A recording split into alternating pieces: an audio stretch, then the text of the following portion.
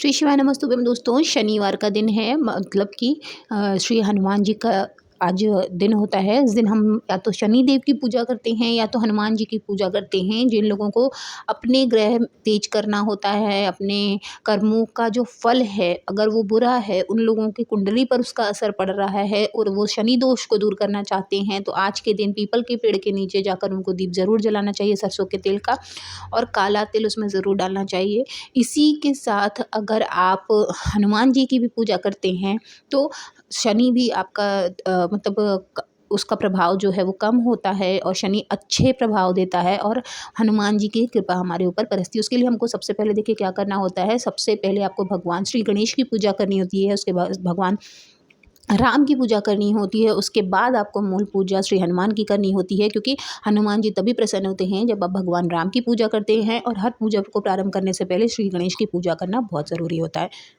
तो पूजा शुरू करने से पहले आपने जब भगवान को स्नान करा दिया, उसके बाद आपने उन्हें तिलक करा दिया, तो देखिए पंचोपचार से पूजा होती है। पंचोपचार में गंध, पुष्प, धूप, दीप और नैवेद्य आता है। गंध मतलब सुगंधित चंदन से आप उनको तिलक लगाएंगे, पुष्प अर्पित करेंगे, धूप दिखाएंगे, दीप दिखाएंगे और नैवेद्य मतलब भोग लगाएंगे।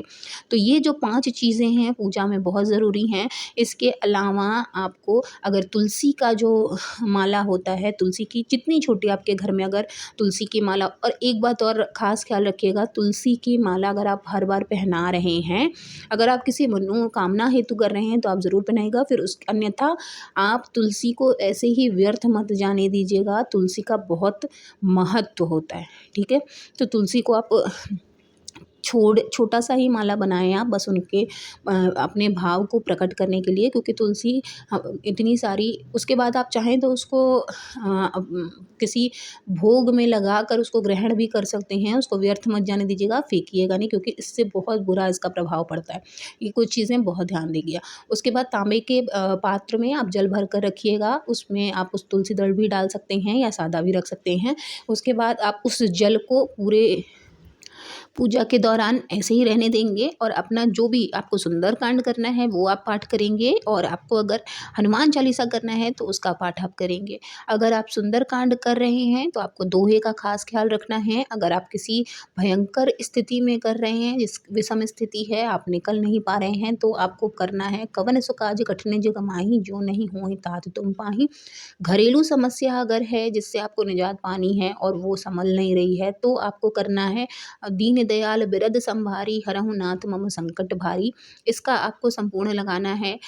अगर आपको बच्चों की विद्या के लिए आप चाहते हैं कि आपका बच्चा कमज़ोर है, और अगर आपको लग रहा है कि उसको भी बिठाइएगा, जब आप संपूर्ण लगाइएगा, जिस बच्चे हेतु आप कर रहे हैं उस बच्चे से भी आप संपूर्ण बार बार लगवाइएगा। विद्यावान गुणी अति चातुर, राम काज करिबे को आतुर। इसका आपको संपूर्ण लगाना है बार बार। उसके अलावा अगर आप बीमारी से मुक्ति पाना चाहते हैं तो आपको संपूर्ण लगाना है नासै रोग हरै सब पीरा, जपत निरंतर हनुमत बीरा। तो संपूर्ण का भी यहाँ पर बहुत महत्व है अगर आप सुंदरकांड पाठ कर रहे हैं तो।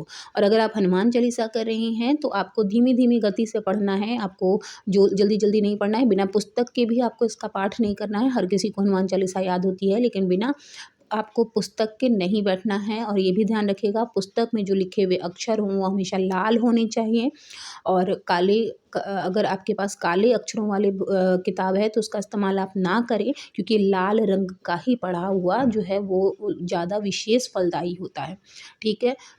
जब कुछ बातों का ध्यान रख के आप पाठ करते हैं तो उसका विशेष महत्व होता है, साथ ही मनोकामना भी पूरी होती है। चाहे आप हनुमान चालीसा पढ़ें, चाहे आप सुंदरकांड का पाठ करें। देखिए, रामायण जी की आरती करना बहुत ज़रूरी होता है। उसकी आरती करें, भगवान राम की आरती करें, उसके बाद हनुमान जी की आरती करें। इससे प्रभु बहुत जल्दी प्रसन्न होते हैं, क्योंकि हनुमान तभी प्रसन्न होते हैं जब आप राम जी की गुणगान करते हैं, उनकी चर्चा करते हैं। तो प्रभु श्री राम जो उसकी चर्चा से भगवान हनुमान जो है वो बहुत अति जल्दी प्रसन्न हो जाते हैं, ठीक है। तो कुछ बातों का ध्यान जरूर रखिएगा। तो और जब भी आप पुस्तक पढ़ें, पुस्तक को भी आप नमन ज़रूर करें, प्रणाम करें। उसमें राम दरबार की फ़ोटो होती है, उसको भी प्रणाम करें। और ज़्यादा हो सके तो चित्र वाले जो पुस्तक होती है उसका इस्तेमाल करना चाहिए, चाहे आप हनुमान चालीसा पढ़ रहे हो या सुंदरकांड, क्योंकि उससे आपके जो कनेक्शन है वो बन पाता है, भाव भी प्रकट होता है। और इसके बाद पूजा के बाद आरती करें। आरती के बाद भोग जो है वो सबको आरती जब आप करेंगे तो आरती जब आपकी संपन्न हो जाएगी, पूरे घर में आप आरती को लेकर घूमेंगे, हर कमरों में आप आरती लेकर जाएंगे तो इससे घर में पॉजिटिविटी आती है।